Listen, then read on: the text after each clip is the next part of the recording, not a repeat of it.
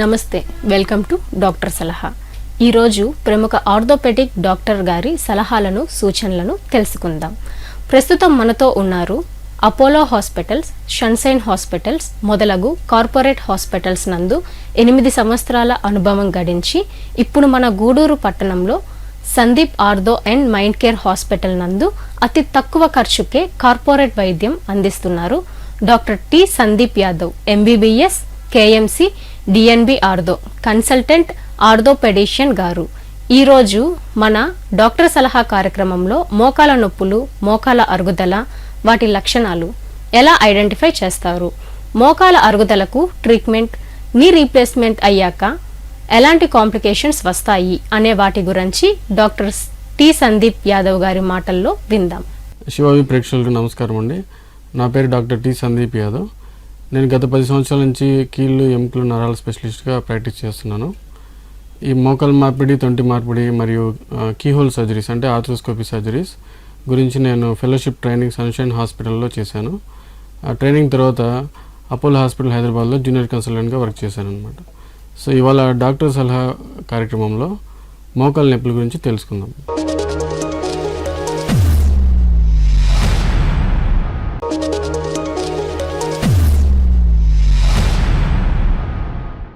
నమస్తే డాక్టర్ గారు, మోకాల నొప్పులు అంటే ఏమిటి, ఎందుకు వస్తుంది? సో మోకాల నొప్పులు అంటే ఏంటి, అసలు ఈ టాపిక్ ఎందుకు చెప్తున్నారు మీరు అని అంటే, మనం రోజు ఈ ఆర్థోపెడిక్ అవుట్ పేషెంట్లో చూసే అంటే ప్రతి 10 పేషెంట్లలో 6-7 మందికి మోకాల సమస్యలు చూస్తుంటాం అనమాట. అంత కామన్ ప్రాబ్లము. సో ఇవాళ అందుకని ఆ టాపిక్ గురించి చెప్దాం అనుకుంటున్నాను. సో ఎందుకు మోకాళ్ళు ఎక్కువ అరిగిపోతున్నాయంటే, మన ఏజ్ ప్రకారం ఒక 60 ఇయర్స్ 50 ఇయర్స్ దాటిన తర్వాత మనం నడిచేటప్పుడు మన బాడీ వెయిట్ అంతా, అంటే శరీర బరువు అంతా మోకాల మీదే పడుతుంటుంది. సో దానివల్ల ఫస్ట్ ఆ మోకాళ్ళు జాయింట్లే మనకి అరిగిపోవడానికి ఎక్కువ ఆస్కారం ఉంటుంది అనమాట. సో అసలు మోకాళ్ళ అరుగుదల అంటే ఏంటి అంటే ఆస్టియో ఆర్థరైటిస్ ఆఫ్ నీ అంటారు ఇంగ్లీష్లో. సో అసలు ఈ ఆస్టియో ఆర్థరైటిస్ అంటే ఏంటి, ఎందుకు వస్తుంది, దాని గురించి తెలుసుకుందాం.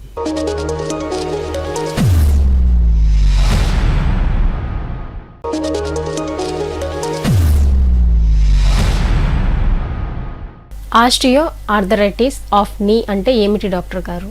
సో ఆస్టియో ఆర్థరైటిస్ ఆఫ్ నీ అంటే మోకాల అరుగుదల అంటే ఈ మోకాల లోపల ఉండే గుజ్జు, నీరు తగ్గిపోవడం వల్ల, అంటే వయసు రీత్యా సో ఎముకలు ఒకదానికొకటి రాసుకొని ఇట్లా మోకాలు అరిగిపోవడం అంటే ఆస్టియో ఆర్థరైటిస్ ప్రాబ్లం అనేది స్టార్ట్ అవుతుంది అనమాట.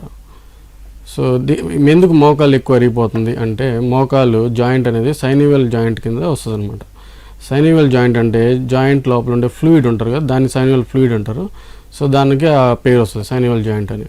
సో మనకి మోకాల లోపల ఉండే గుజ్జు ఈ ఫ్లూయిడ్ మీద ఆధారపడి ఉంటుంది. సో దానికి బ్లడ్ సర్క్యులేషన్ ఏమి ఉండదు. సో ఈ గుజ్జుకి మెయిన్గా దానికి అందాల్సిన న్యూట్రిషన్ అంతా ఈ జాయింట్ లోపల ఉండే నీరు నుంచే దానికి రీచ్ అవ్వాలన్నమాట. సో మనకి ఏజ్ పెరిగే కొద్దీ ఎప్పుడైతే ఈ ఫ్లూయిడ్ అనేది మోకాల లోపల ఉండే ఫ్లూయిడ్ తగ్గిపోద్దో, ఆ గుజ్జు అనేది బలహీనమైపోయి డ్యామేజ్ అనేది స్టార్ట్ అయిపోద్ది.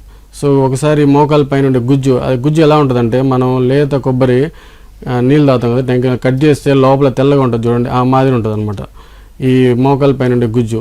సో అది ఒకసారి పాడైపోతే ఇంకా ఎముకలు ఒకదానికి ఒకటి ఎక్స్పోజ్ అయిపోయి ఈ తొడ ఎముక, దాని తర్వాత కాళ్ళ ఎముక ఇట్లా రుద్దుకొని నొప్పి రావడం అనేది స్టార్ట్ అవుతుంది అనమాట.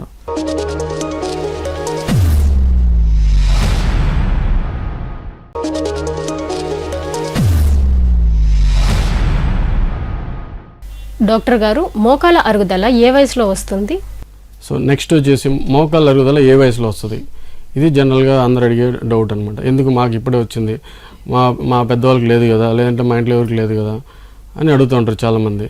సో మోకాళ్ళ అరుగుదల జనరల్గా అది ఆస్టియో ఆర్థరైటిస్ అంటే ఏజ్ ప్రకారం వచ్చేది కాబట్టి మోర్ దెన్ 50 ఇయర్స్లో మనం ఎక్కువ ఆస్టియో ఆర్థరైటిస్ ప్రాబ్లమ్ని చూస్తాం అనమాట. అరుగుదల అనేది కొంతమందికి ఎర్లీగా అంటే బిఫోర్ 50 ఇయర్స్ కూడా వచ్చేదానికి ఆస్కారం ఉంటుంది.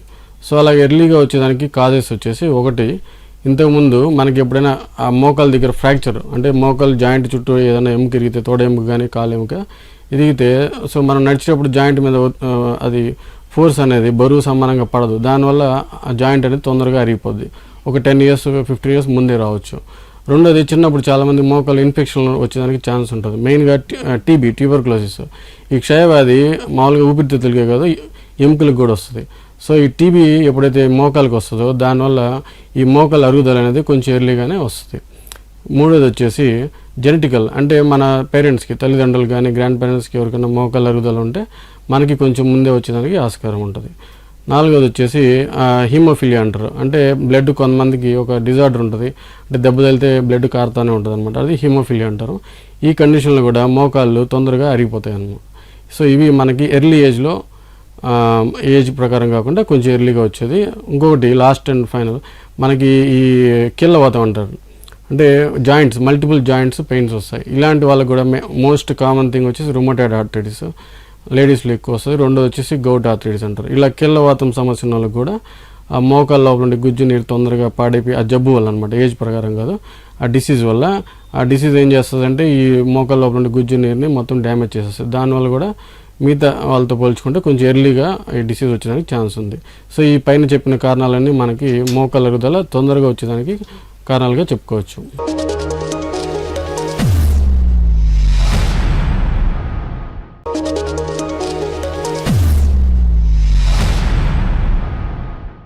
మోకాలు అరిగినప్పుడు ఎలాంటి లక్షణాలు ఉంటాయి డాక్టర్ గారు?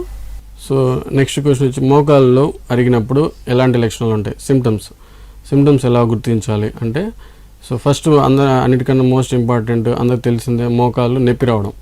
సో నొప్పి వచ్చినప్పుడు ఫస్ట్ ఏంటంటే మోకాలుకి ఒక సైడ్ లోపల పక్క మాత్రం నొప్పి స్టార్ట్ అవుతుంది స్టార్టింగ్లో, తర్వాత మోకాలు మొత్తం నొప్పి రావడం మొదలవుతుంది. ఇనీషియల్గా ఏంటంటే కింద కూర్చొని లేచేటప్పుడు, మెట్లెక్కి దిగేటప్పుడు మాత్రమే నొప్పి అని చెప్తారు, అది ఎర్లీ స్టేజెస్. కొంచెం సివియారిటీ పెరిగే కొద్దీ, గ్రేడ్స్ పెరిగే కొద్దీ, అది నేను తర్వాత చెప్తాను స్టేజెస్ గురించి, అది ఎక్కువ కొద్దీ మనకి నడిచేటప్పుడు కూడా, అంటే ఇక్కడ నుంచి మనకి గేట్ వరకు కానీ లేదంటే సందు చివరి వరకు లేదాన్ని కూడా ఇబ్బంది పడతారు. సో ఇది మోకాలు నొప్పి రావడం అనేది ఫస్ట్ లక్షణము. రెండోది వచ్చేసి క్రెపిటస్ అంటారు, అంటే సౌండ్ వస్తుంది లోపల, అంటే మోకాలు చిప్ అని రౌండ్గా ముందు ఒక ఎముక ఉంటుంది, ఆ ఎముక అరిగిపోవడం వల్ల ఈ కూర్చొని లేచేటప్పుడు కానీ మెయిన్గా మెట్లెక్కి దిగేటప్పుడు శబ్దం వస్తుంది కరకర అని. సో చాలామంది పేషెంట్స్ నొప్పి కన్నా ముందు నా మోకాళ్ళ సౌండ్ వస్తుంది సార్ ఏంటి అది అని అడుగుతూ ఉంటారు. సో దాన్ని క్రెపిటస్ అంట, అది రెండో లక్షణం. మూడోది వచ్చేసి మూమెంట్, అంటే కాలు ఇలా ముడచడం, ఇట్లా చాపడం, ఇలా ముడవడం, జాపడం అనేది మూమెంట్ తగ్గిపోతుంది అనమాట. అంటే ఫైనల్గా పూర్తిగా స్ట్రైట్గా రాకపోవచ్చు కొంతమందికి పూర్తిగా బెండ్ కాకపోవచ్చు అనమాట. సో అదొక లక్షణము. నాలుగోది వచ్చేసి మోకాళ్ళు వాపు రావడం. సో మోకాళ్ళు ఏంటంటే ఆశ్చర్యంగా మంచి నీరు అంతా తగ్గిపోయి చెడు నీరు చేరుతుంది లోపల. సో దానివల్ల ఏమైందంటే మోకాళ్ళు వాపు వస్తుంది. ఆ వాపు రావడం వల్ల చాలామంది నొప్పి ఎక్కువైపోద్ది వాపు వల్ల. రెండోది మూమెంట్ వెనక్కి, మెయిన్గా ఫ్లెక్షన్ అంటారు, అంటే బెండ్ చేసేది, వెనక్కి బెండ్ చేసినప్పుడు తొడకి తగలాలి కాలు, అది మూమెంట్ అనేది తగ్గిపోతుంది. సో అది మామూలుగా కొంతమందికి మందులతో తగ్గిస్తాం, కొంచెం ఎక్కువగా ఉంటే వాపు అది సూది పెట్టి నీరు తీయాల్సి వస్తుంది. లాస్ట్ సిమ్టమ్ వచ్చేసి ఇదే చాలా ఇంపార్టెంట్ ట్రీట్మెంట్కి, అంటే గైడెన్స్కి, ఎంత దూరం నడవగలుగుతున్నాం మనం ఈ సమస్యకి. సో ఎక్స్రేలు, టెస్టులు అవన్నీ పక్కన పెట్టేస్తే, సో మోస్ట్ కామన్ అండ్ అంటే చాలా ఇంపార్టెంట్ సిమ్టమ్ వచ్చేసి పేషెంట్ ఎంత దూరం నొప్పి లేకుండా నడవగలుగుతారు. సో పేషెంట్ ఇక్కడ నుంచి ఒక 1/2 కిలోమీటర్ కూడా నడవలేని పరిస్థితి ఉన్నప్పుడు, సో పేషెంట్ డెఫినెట్గా సివియర్ ఆస్టియోఆర్థరైటిస్ కింద కన్సిడర్ చేయొచ్చు, అంటే ఎక్కువగా అరిగిపోయిందని ఆ పాయింట్తోనే మనం కన్సిడర్ చేయొచ్చు. అలాంటి వాళ్ళకి సర్జరీసే బెటర్ రిజల్ట్స్ ఇస్తాయని చెప్పొచ్చు. సో దాన్ని వాకింగ్ డిస్టెన్స్ అంటారు, అంటే పేషెంట్ ఎంత దూరము నడవగలుగుతున్నారు, ఈ పాయింట్ అనేది చాలా ఇంపార్టెంట్ సిమ్టము. దాని బేసిస్లోనే ట్రీట్మెంట్, సర్జరీయా లేదంటే మెడిసిన్ అనేది మెయిన్గా మనం డిసైడ్ చేస్తాం అన్నమాట.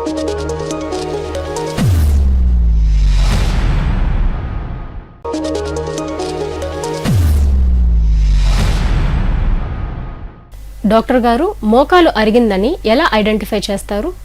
నెక్స్ట్ వచ్చేసి ఇప్పుడు సిమ్టమ్స్ అయిన తర్వాత నెక్స్ట్ ఎలాగ ఐడెంటిఫై చేయాలి డిసీజ్ని అంటే, first most common investigation and basic investigation వచ్చి ఎక్స్రే తీస్తే మనకి మోకాలు ఏ స్టేజ్లో ఉంది అరుగుదల అనేది స్టేజ్ బట్టి ట్రీట్మెంట్ అనేది చేస్తాం. సో ఎక్స్రే అయిన తర్వాత మనం స్టేజెస్, ఆ ఎక్స్రే బేసిస్ మీద స్టేజెస్గా డివైడ్ చేస్తాము. ఇది మోకాలు అరుగుదల మామూలుగా ఈ మాదిరి 4 స్టేజెస్గా ఉంటుందండి. సో స్టేజ్ 1 అంటే ఓన్లీ కొంచెం గ్యాప్ తగ్గినట్టు, అంటే మోకాళ్ళ లోపల ఎక్స్రే తీసినప్పుడు ఈ తొడ ఎముక కాళ్ళ ఎముక మధ్యలో గ్యాప్ కొంచెం తగ్గినట్టు అనిపిస్తుంది డౌట్ఫుల్గా. సో అది స్టేజ్ 1. స్టేజ్ 2 అంటే మోకాలు అరిగినప్పుడు ఏమవుతుందంటే చెడు ఎముక అనేది పెరుగుతుంది మోకాలు జాయింట్ లోపల, దాన్ని ఆస్టియోఫైట్స్ అంటారు.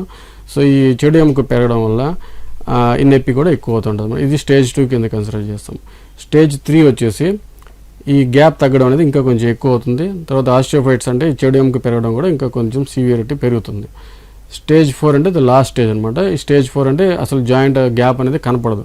2 ఎముకలు ఒకదానికొకటి ఇట్లా 2 ఎముకలు ఒకదానికొకటి టచ్ అయిపోతాయి. సో ఈ బొమ్మలో మీరు చూస్తే సో ఇది తొడ ఎముక అండి, ఇది కాలు ఎముక. సో మధ్యలో గుజ్జు నీరు తగ్గిపోవడం వల్ల 2 ఎముకలు ఒకదానికొకటి టచ్ అయిపోతాయి. అండ్ ఈ బార్డర్లో పెరిగి ఉండేదంతా ఇదంతా బ్యాడ్ బోన్ అనమాట, ఆస్టియోపాయిడ్స్ అంటాం. సో ఇది స్టేజ్ 4 కింద కన్సిడర్ చేస్తాము. సో స్టేజ్ 4 గురించి అసలు స్టేజెస్ ప్రకారం ఎలాంటి ట్రీట్మెంట్ తీసుకోవాలనేది మనం నెక్స్ట్ దాంట్లో తెలుసుకుందాం.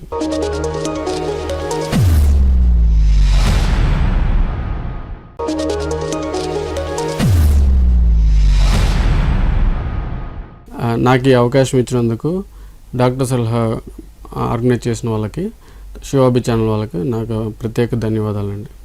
చూశారు కదండి, మోకాలకు సంబంధించి సమస్య ఏదైనా నూతన పద్ధతులను ఉపయోగించి అత్యాధునిక పరికరాలతో అతి తక్కువ ఖర్చుకే ఏ విధమైన ట్రీట్మెంట్ తీసుకోవాలో ఈరోజు తెలుసుకున్నాం. ఇవాల్టి డాక్టర్ సలహా కార్యక్రమం ఇంతటితో ముగిస్తూ రేపు మరొక వైద్య నిపుణుల ద్వారా వారి సలహాలను సూచనలను తెలుసుకుందాం. డాక్టర్ సలహా కార్యక్రమం ప్రతిరోజు మీ శివాబి న్యూస్ ఛానల్ నందు ఉదయం 8:30 తిరిగి మధ్యాహ్నం 2:30 మరియు రాత్రి 9:30 ప్రసారమగును. యువర్స్ భాను శ్రీనివాస్.